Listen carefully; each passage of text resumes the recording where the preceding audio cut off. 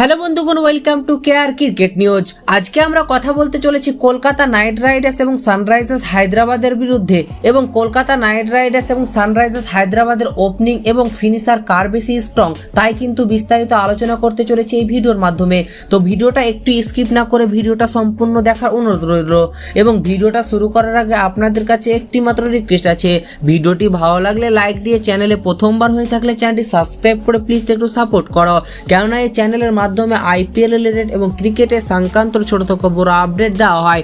তো চলুন বন্ধুরা, সময় নষ্ট না করে ভিডিওটা শুরু করা যাক। তো সর্বপ্রথম সানরাইজার্স হায়দ্রাবাদের ওপেনার নিয়ে যদি আমরা কথা বলি, তাহলে কিন্তু সানরাইজার্স হায়দ্রাবাদের তরফ থেকে অভিষেক শর্মা, ট্রাভিড হেডস এবং ঈশান কিষান হ্যাফ্রেজ, এই তিন ব্যাটসম্যান কিন্তু মারাত্মক লেভেলের স্ট্রাইক রেটের সাথে ব্যাটিং করে, এবং এই তিন প্লেয়ার যদি খারাপ হয়ে যায় তাহলে অপোজিট সাইডের টিমের কিন্তু অবস্থা যে কোনো মুহূর্তে কিন্তু খারাপ করে দিতে পারে। এবং ঠিক তাই উল্টো দিকে কলকাতা নাইট রাইডার্সের ওপেনার নিয়ে, টপ অর্ডার ব্যাটসম্যান নিয়ে যদি কথা বলি, তাহলে কিন্তু কুইন্টন ডিকক, সুনীল নারায়ণ এবং ভেঙ্কটেশ আয়ার। হ্যাঁ ফ্রেন্ডস, সুনীল নারায়ণ যদি দাঁড়িয়ে যায় তাহলে তো বুঝতেই পারছো কি হয়, এবং কুইন্টন ডিকক কীরকম ফর্মে থাকে সেটাই দেখার বিষয়। ভেঙ্কটেশ আয়ার তো অ্যাভারেজ রোল পারফরমেন্স করবে, ভালো খেলবে খারাপ খেলবে, সেই রকম তো মোটামুটি ভালো পারফরমেন্স করেছিল 2024 মরশুমে, এবং তাকে এই মরশুমে আরও ভালো করতে হবে।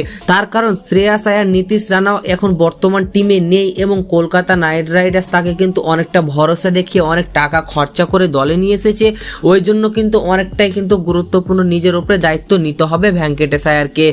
তো এই দিক থেকে কিন্তু আমি এগিয়ে রাখবো সানরাইজার্স হায়দ্রাবাদকে টপ অর্ডারের দিক থেকে। তো চলুন দেখে আসি ফিনিশারের দিক থেকে অথবা কলকাতা নাইট রাইডার্স না সানরাইজার্স হায়দ্রাবাদ কে এগিয়ে। তো সানরাইজার্স হায়দ্রাবাদের ফিনিশারে যদি আমরা কথা বলি, হ্যান্ড্রিক ক্লাসেন, নীতিশ কুমার রেড্ডি এবং অভিনব মনোহর। ঠিকঠাক অন্যদিকে কলকাতা নাইট রাইডার্স যদি আমরা ফিনিশার নিয়ে আলোচনা করি, তাহলে রাসেল, রিঙ্কু, রামানদীপ, হ্যাভনেস, এই তিন প্লেয়ার যে কলকাতা নাইট রাইডার্সের কাছে আছে অনেকটাই কিন্তু ভ্যালু বাড়িয়ে দেয় কেকেআর টিমটাকে। তার কারণ রাসেল, রিঙ্কু, রামানদীপ যে এরকম প্লেয়ার, এর এই প্লেয়ারগুলো যদি খারাপ হয়ে যায়, যে কোনো একটি প্লেয়ার হারিয়ে যায়, তাহলে কিন্তু অপোজিট সাইড টিমের অবস্থা খারাপ করে দিতে পারে।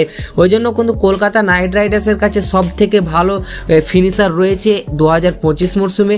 তোমাদের কি মূল্যবান মতামত, কলকাতা নাইট রাইডার্সের কি সব থেকে কি ভালো ফিনিশার রয়েছে? ফিনিশারের দিক থেকে কিন্তু আমি কলকাতা নাইট রাইডার্সকে এগিয়ে রাখবো। তো তোমাদের কি মূল্যবান মতামত কমেন্ট বক্সে লিখে জানাতে ভুলিও না। আর এরকম নিত্য নতুন কেকেআরের এবং প্রত্যেকটা আইপিএল ফ্র্যাঞ্চাইজি দলের আপডেট পেতে আমাদের কেআর ক্রিকেট নিউজ চ্যানেলটিকে অবশ্যই সাবস্ক্রাইব করে রাখুন। তো দেখা হচ্ছে নতুন অন্য কোনো ভিডিওতে, ততক্ষণ পর্যন্ত তোমরা সব ভালো থেকো, ধন্যবাদ।